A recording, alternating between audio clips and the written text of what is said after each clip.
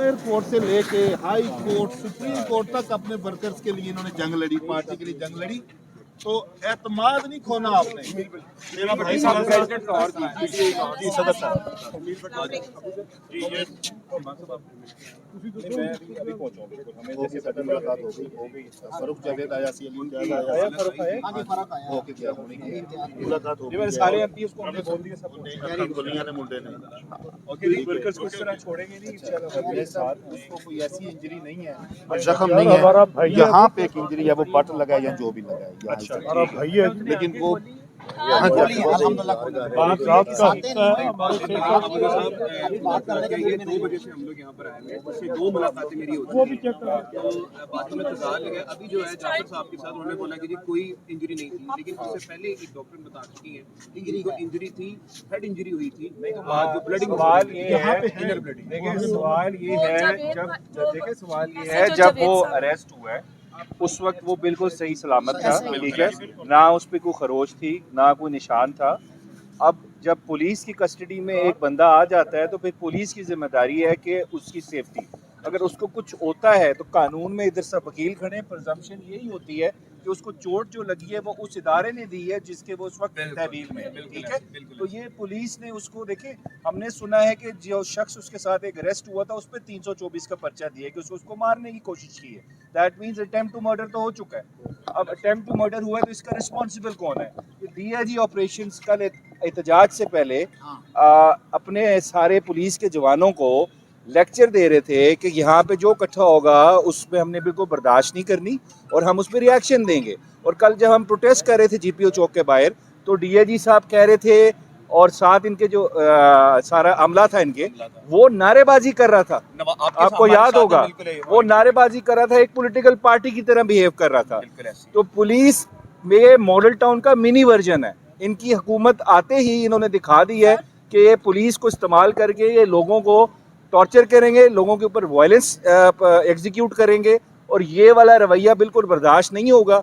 अब ये अपने आप को कहते तो सियासी है, ये जाली हुकूमत फॉर्म 47 की 9 फरवरी के इलेक्शन से बन के आई है, लेकिन इन्होंने अवाम को भी जवाब देना है और अगर इनको लग रहा है ये हमारे वर्कर्स पे इस तरह टॉर्चर करेंगे तो इनको एक पत्थर का जवाब ईंट से मिलेगा इंशाल्लाह।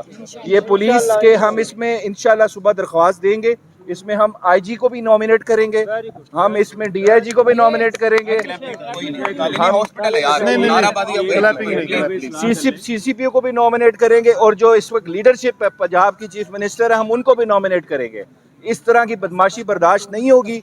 हमारे वर्कर्स जो हैं उनकी वजह से पाकिस्तान तहरीक इंसाफ पावर में आई है, उनको उन्होंने वोट दिया जो उन्होंने चोरी किया है। अगर इनको ये लग रहा है कि ये चोरी के वोट पे डाका मार के आराम से बैठ जाएंगे और हम एहतजाज नहीं करेंगे तो उनकी गलत फहमी है। इस पे पूरा रिएक्शन आएगा इंशाल्लाह। हम अभी प्लान कर रहे हैं, हमारी लीगल टीम बैठी हुई है, इसके ऊपर हम हाई कोर्ट में भी जाएंगे, जुडिशियल इंक्वायरी कराएंगे। ये कस्टोडियल टॉर्चर है, ये आम इंसिडेंट नहीं है, तो इस पे इंशाल्लाह पूरा रिएक्शन आएगा। भट्टी साहब हमारे सीनियर खड़े हैं यहाँ पे, बुकला की हमारी पूरी टीम है, जाफरी साहब भी आ गए हैं, मैं भी इधर हूँ। इस वक्त मुझे उमर यूस साहब ने कॉल की, हमाद अजहर साहब ने कॉल की कि हम पूरी पार्टी अपने वर्कर्स के साथ खड़ी हैं और हम बिल्कुल पीछे नहीं हटेंगे। ये सिर्फ इसको टॉर्चर किया गया है कि जुबैर नियाजी के वेयर अबाउट्स बताओ वो किधर है, क्योंकि वो जुबैर नियाजी की रैली में शामिल था। हमारा ये वर्कर जो था अहमद, उस पर टॉर्चर किया इन्होंने सिर्फ उससे कन्फेशन लेने के लिए ज़बरदस्ती कि बताओ उसके वेयर अबाउट्स किधर हैं। तो ये टॉर्चर किया गया कस्टडी के अंदर, इसका बिल्कुल भरपूर जवाब होगा, कानूनी कार्रवाई होगी, चारागोई होगी। हम खामोश नहीं बैठेंगे। ये डीआईजी साहब भी सुन ले, ये सीसीओ भी सुन ले और ये आईजी पंजाब भी सुन ले, जो बिल्कुल आलाकार बना हुआ है, पिछले 2 साल से हमारे वर्कर पे जुल्म कर रहा है। इसका हिसाब होगा इंशाल्लाह। अल्लाह ने तो लेना है इसे हिसाब, लेकिन हम खुद हिसाब लेंगे इसका, कानून के तरीके, कोर्ट के तरीके से हिसाब लेंगे, पूरा जवाब लेंगे इंशाल्लाह। नियाज़ी साहब, आपने ये देखा है हुक्म है और ये आइन है कि 24 घंटे के बाद अदालत में पेश करना होता है। अभी तो ये गैर आइनी हो चुके हैं और गैर कानूनी हो चुके हैं। यार देखें, इन्होंने हमारे वर्कर्स को 25-25 दिन गायब रखा, 6-6 महीने गायब रखा, 7-7 महीने गायब रखा, 3-3 महीने गायब रखा। इनको तो कानून तोड़ने की लत पड़ी हुई है। आइन तो है नहीं इस मुल्क में, मेरे ख्याल से मरीख पे पहुंच चुका है, लेकिन इनको हम याद दिलाएंगे और इनको एहसास दिलाएंगे और इनको सामने रखेंगे। ये मुल्क आइन के मुताबिक चलेगा, बदमाशी नहीं चलेगी पुलिस की। इंशाल्लाह पूरा एहतजाज होगा। हम फिर प्रोटेस्ट की कॉल करेंगे जब हमें इमरान खान साहब कहेंगे, हम आराम से नहीं बैठेंगे और हमारे वर्कर्स के साथ अगर कुछ होगा तो हम उनके साथ खड़े हैं। हमारी माशाल्लाह आईएलएफ की टीम जो है बड़ी जान मार रही है, बहुत अरसे से काम कर रही है, अभी भी खड़ी है अपने वर्कर्स के साथ। जिसको कोई मसला होगा वहाँ हम पहुँच जाएंगे। अब उधर न्याजी साहब, जब तक वो बच्चा अभी इस वक्त वहाँ पर मौजूद है जिस पर टॉर्चर किया गया, उसको किसी से मिलने नहीं दिया जा रहा था, पुलिस वाले अमला बदतमीजी भी कर रहे थे, लेकिन सर हर दफा वर्कर ही निशाना क्यों बनता है? क्यों वर्कर को इस तरफ लेकर आया जाता है? और अभी तक हम ये देख रहे हैं 2 बजे से लेकर 5 बजे तक कोई सीनियर क़यादीन वहाँ पर नहीं पहुंची थी। इसकी क्या वजह है? सुबह 8 बजे से। मुझे सिर्फ कोई हमें 30 मिनट पहले मुझे पता लगा है कि ये इंट्रा पार्टी इलेक्शंस भी थे, इंट्रा पार्टी इलेक्शंस भी थे। हमें जैसे पता लगा है हम फौरन पहुंचे हैं। अगर मुझे पहले पता लग जाता तो मैं पहले आ जाता। जैसे पता चल रहा है कोर कमेटी को पता लगा है तो हमें मैसेज आया है कि आप जाएं। अभी हमारे सारे एमपीज़ आएंगे यहाँ पे, एहतजाज भी रिकॉर्ड कराएंगे और अपने वर्कर के साथ खड़े होंगे। हम अकेला नहीं छोड़ेंगे।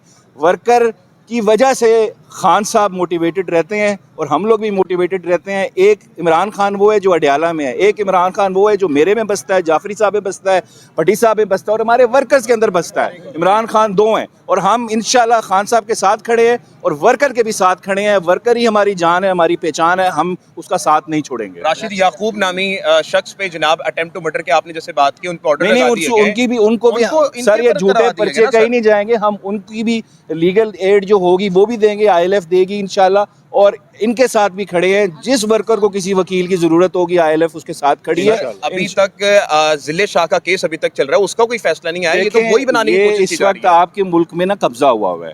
आपकी अदालतें आपने कल देख ली थी, हाई कोर्ट पे पुलिस ने कब्जा किया हुआ था। अदालतें भी डरती हैं रिलीफ देने से। हमारे 9 मई के लोगों को बेलें नहीं मिली, वो 1-1 साल ख्वार हो रहे हैं 9-9, 8-8 महीने से, क्योंकि अदालतें डरती हैं उनको रिलीफ देने से। लेकिन जब अवाम का प्रेशर आएगा, अवाम खड़ी होगी और इन अदालतों को पता लग गया कि अवाम जो है वो तहरीके इंसाफ के साथ खड़ी है, तो अवाम इनको देख रही है और इनको जज भी सबसे बेहतर अवाम करती है। तो अवाम की नज़रों से नज़रें मिलाने के लिए अगर इन अदालतों ने अपनी थोड़ी सी इज्जत रखवानी है तो इन्होंने इंसाफ करना होगा। अगर नहीं इंसाफ करेंगे तो अवाम इनको इनकी तरफ देखना भी छोड़ देगी। तो ये अदालतें सुन लें जो चीफ जस्टिस साहब देख रहे हैं। अगर आपने चाहते हैं कि आप इस मुल्क में रेलेवेंट रहें, लोग इस अदालतों की इज्जत करें। ये इस वजह से लोग इज्जत नहीं करते जजेस की कि तुम आप लोगों के साथ सिक्योरिटी होती है, प्रोटोकॉल होता है। इस वजह से इज्जत करते हैं आप लोगों की कि आप इंसाफ करते हैं। अगर आप इंसाफ करना छोड़ देंगे, आप डर के फैसले करेंगे तो लोग आपकी इज्जत करना भी छोड़ देंगे। तो देखें इस मुल्क में क्या नाइंसाफी हो रही है। ये पुलिस की बदमाशी बल्कि ये टेररिज्म है। इसको अगर रोकना है तो अदालतों को इंटरफेयर करना पड़ेगा और नहीं करेंगे तो हम बिल्कुल एहतजाज करेंगे और इनको बार बार याद दिलाएंगे कि आप अपनी ड्यूटी परफॉर्म नहीं कर रहे। ड्यूटी परफॉर्म नहीं कर रहे। सर ये बताइएगा कि अभी जब वकार साहब की एक वीडियो चली है उसके बाद